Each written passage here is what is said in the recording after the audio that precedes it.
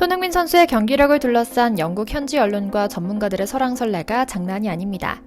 손흥민 선수는 토트넘 홈구장에서 열린 프리미어리그 2라운드 에버턴전을 4대0으로 깔끔하게 마무리했는데요.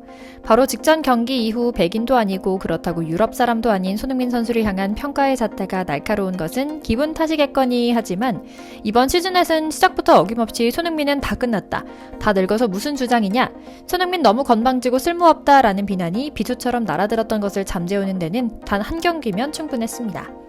그런데 우리가 주목해야 할 점은 손흥민 선수가 단순히 골을 2골이나 몰아쳤다는 것만이 아닌 것 같습니다.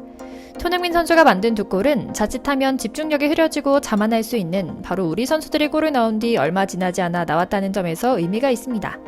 긴장감을 유지한 채 계속해 토트넘이 유리한 상황을 만들어내는 집중력이 결국 골로 이어진 증거이기 때문이죠. 골 결정력 역시 완벽합니다. 손흥민은 이날 경기에서 단 3차례만 슈팅을 날렸는데요. 아무렇게나 날리지 않고 기회가 온다면 제대로 처리하고 또 기회를 만들어가는 과정이 스스로만 생각하는 탐욕이 아니라는 팀워크 정신으로도 해석할 수 있죠. 특히 이런 모습에서 파생된 손흥민의 리더십을 극찬하는 특집 방송이 네덜란드의 한 TV에서 편성되기도 했다는데요. 그러나 극찬만 가득한 것은 아닙니다. 경기가 끝난 뒤 기자회견에서 뭔가 석연찮은 질문이 나오며 이렇게 활약을 해도 아직도 괴롭히는 세력이 있구나 하는 생각이 드는 상황이 하나 연출되기도 했거든요. 소위 일파라고 부를 만한 해설진 하나가 포스테코글루 감독에게 토트넘의 강력한 라이벌 중 하나인 리버풀은 일본의 쿠보 선수를, 맨시티는 포스텍 감독 당신의 제자이기도 했던 또 다른 일본 선수 후르아시 쿄구를 영입하려 하고 있다. 젊은 피를 수혈하려 앞장서는 다른 팀과 달리 노장 손흥민을 고집하는 이유가 있는가? 일본 선수 영입은 고려하지 않고 있는가? 라는 황당하고 분위기에도 맞지 않는 질문을 던진 겁니다. 예상하지 못했던 질문을 받은 포 감독은 헛웃음을 한번 지은 뒤 해설자에게 말합니다. 질문의 진짜 의도가 뭔지 모르겠지만 방금 그 질문은 나에게나 일본 선수에게나 무엇보다도 오늘의 주인공이자 우리 팀의 전설과 같은 선수인 소니 모두에게 무리한 질문이다. 미안하지만 오늘은 더 이상 당신의 질문을 받지 않겠다. 지금 바로 이 자리에서 나가달라라며 퇴장 명령을 내린 겁니다. 꼬리를 내릴 수밖에 없었던 영국 해설자는 볼멘 소리로 토덜거리며 자리를 피할 수밖에 없었고요. 오늘은 손흥민 선수의 활약을 비추는 카메라 밖에서 일어나고 있는 암투국 이야기 이모저모를 전해드리려고 합니다. 먼저 잠시 저희 광화문 브리핑 구독 설정도 부탁드리고요. 손흥민 선수의 토트넘 마지막 계약 해인 24-25 시즌이 시작했습니다. 홈경기 개막전에서 4대0 대승을 거두며 홈팬들에게 행복 축구하는 한 시즌을 예고라도 하듯 축포를 4번이나 터뜨렸던 건데요. 앞선 시즌 첫 경기였던 레스터시티와의 원정 경기와는 180도 다른 경기력을 보여주며 모든 의문을 불식시키는 것은 물론이고 이번 시즌은 뭔가 다르겠다는 기대감을 가득 채우기도 했죠. 현지 언론에서는 결국 손흥민의 활약 덕분에 압도적인 승리를 따냈다. 한 경기만으로 손흥민을 의심했던 우리 언론 스스로가 부끄러울 정도다라며 백기투항하는 기사를 내기도 했는데요. 토트넘은 확실히 달라진 모습이었습니다. 레스터시티전에서는 볼 점유율을 71%나 기록하고도 1대1 무승부를 기록한 졸전을 펼쳤는데요. 이번 경기에서는 그 아쉬움을 완벽하게 떨쳐내며 기분 좋은 승점 3점을 따낼 수 있었죠. 토트넘의 다득점을 이끈 선수는 주장이나 골잡이였던 손흥민이었습니다. 이번 여름 이적 시장을 통해 합류한 스트라이커 도미닉 솔란케가 벌써 부상으로 이탈하며 최전방 자원인 이른바 손톱으로 선발 출전한 손흥민은 멀티골로 대승에 앞장섰는데요. 경기 시작 14분 만에 나온 비수마의 선제골로 앞선 토트넘에 손흥민이 25분 추가골을 안깁니다. 성실한 전방 압박 끝에 나온 득점이었죠. 손흥민은 정말 부지런하게 뛰었다는 말이 딱 적합한 플레이를 펼쳤는데요. 실제로 에버튼의 베테랑 골키퍼인 조던 픽포드가 수비진에게 패스를 받을 때 손흥민이 부지런히 뛰어가며 전방 압박을 해내는 모습을 보이기도 했죠. 그리고 이런 적극적인 공격은 결국 상대 수비진의 실책을 이끌어내는 데 성공합니다. 패스를 받은 후 공이 예상보다 멀리 튀어나가자 당황한 골키퍼 픽포드가 재빨리 처리하려 하다가 달려오는 손흥민에게 빼앗긴 건데요. 문전에서 공을 낚아챈 손흥민이 빈 골대로 침착하게 밀어넣어 올 시즌 첫 골을 신고한 상황이었죠. 이렇게 전반부터 2대0으로 앞선 토트넘은 후반에도 실점 없이 2골을 몰아칩니다. 수비수 로메로가 후반 26분 코너킥 상황에서 타점 높은 헤딩으로 3대0을 만든 것을 시작으로 6분 후 또 한 번 손흥민의 빠른 발이 빛난 결승골을 만든 겁니다. 손흥민이 페널티 지역에서 드와이트 맥닐의 침투 패스를 가로챈 수비수 미키 판더벤이 공을 몰고 전진하자 손흥민도 상대 후방을 내달리기 시작했는데요. 하지만 단거리 달리기 선수급으로 빠른 손흥민을 따라잡기에는 역부족이었습니다.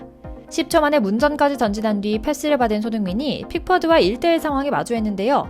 이런 상황에서 절대로 골을 놓치지 않는 손흥민 선수는 특유의 날카로운 왼발 슈팅으로 멀티골과 4대0 대승을 마무리 짓는 마침표를 찍고 맙니다. 그런데 여기서 주목할 점은 단순히 손흥민 선수가 여러 골을 넣었다, 승리하는 데 기여했다는 점이 아닙니다. 손흥민 선수가 만든 두 골은 자칫하면 집중력이 흐려지고 자만할 수 있는 바로 우리 선수들이 골을 넣은 뒤 얼마 지나지 않아 나왔다는 점에서 의미가 있습니다. 긴장감이 유지한 채 계속해 토트넘이 유리한 상황을 만들어내는 집중력이 결국 골로 이어진 증거이기 때문이죠. 골 결정력 역시 완벽합니다. 손흥민은 이날 경기에서 단 3차례만 슈팅을 날렸는데요. 아무렇게나 날리지 않고 기회가 온다면 제대로 처리하고 또 기회를 만들어가는 과정이 스스로만 생각하는 탐욕이 아니라는 팀워크 정신으로도 해석할 수 있죠. 손흥민 선수는 웬만한 전 세계 어떤 선수들과 감히 비교할 수 있는 선수가 아닙니다. 어떻게 이런 선수가 우리 대한민국에서 태어나 그 누구보다 태극기와 국가대표 유니폼의 무게감을 잘 알고 우리 팬들까지 귀하게 여기고 있을까 할 정도로 믿기지 않는 인물인데요. 실력은 기본으로 깔고 가고 서양 국가 선수들에게는 쉽사리 찾아보기 힘든 수준의 의리까지 보여주고 있는 말 그대로 전설과 같은 선수이기 때문인데요. 포스텍 감독은 이렇게 단호하게 자신의 선수를 지키면서 분위기를 해치지 않으려 행동했던 것이죠. 아마 손흥민 선수도 이렇게 포스텍 감독을 믿고 함께 갈 수 있는 리더라 믿기 때문에 수많은 고민과 유혹 속에서도 토트넘에 남아있는 것이 아닐까 하는 생각이 드는데요. 실제로 손흥민 선수는 얼마 전 영국 공영방송 BBC 스포츠와의 인터뷰에서 토트넘 호스퍼의 전설로 기억되고 싶다는 발언을 하며 속내를 처음으로 드러내는 일도 있었습니다. 토트넘에서 이미 10년차를 맞은 손흥민은 BBC 스포츠와의 인터뷰에서 팀을 떠나는 날 어떤 업적을 남기길 바라는 질문에 전설로 기억되고 싶다고 단호히 말합니다. 손 선수는 한 팀에서 10년 동안 있다는 건 나로서도 좋은 성과라고 생각한다. 꾸준한 노력이 계속 뒷받침돼야 하고 구단에서 받은 만큼 나 역시 구단에 돌려줘야 한다고 생각하기 때문이다. 하지만 아직은 내가 이 팀의 전설이라고는 생각하지 않는다. 나는 언제나 토트넘에서 우승하고 싶다고 말했고 그렇게 된다면 기꺼이 전설이라고 불리고 싶다라고 말했는데요. 이어서 노골적으로 열망하는 꿈을 밝힙니다. 나는 우승컵을 위해 토트넘에 합류했다. 지금도 우리가 특별한 시즌을 만들 수 있기를 바란다. 하지만 개인적인 목표는 따로 정하지 않았다. 내가 만약 이번 시즌에 10골을 넣는 게 목표라고 말했는데 6경기 만에 10골을 넣어버린다면 더 이상 할 일이 없이 끝나버린 것이 아닌가. 그걸로는 부족하다. 나는 내가 할 수 있는 만큼 골을 넣고 싶다. 나는 팀이든 개인이든 가장 높이 오를 수 있는 곳까지 가보고 싶다. 내게 주장이 된다는 영광을 준 이 팀, 동료, 감독님들과 팬들께 우승 트로피를 안기겠다라고요. 그런데 웬걸 갑자기 네덜란드 방송국에서 손흥민 특집에 가까운 특집 방송을 편성해 손흥민의 리더십을 극찬하는 일도 일어났습니다. 손흥민이 경기가 끝난 뒤 이번 경기 두 번째 골을 만드는데 결정적인 기여를 한 네덜란드 출신 판더팬에게 다가가 이번 골은 내 득점이야. 환상적인 73m 달리기를 해서 내가 골을 넣을 수 있었어. 내가 워낙 잘 달리고 있어서 지금 나한테 패스하면 널 죽여버릴 거라는 생각을 했는데 정말 잘해줬어 고마워 라고 말했다는 사실이 언론 인터뷰를 통해 알려졌기 때문인데요. 방송을 본 네덜란드 팬들은 우리 모두가 배워야 할 자세다.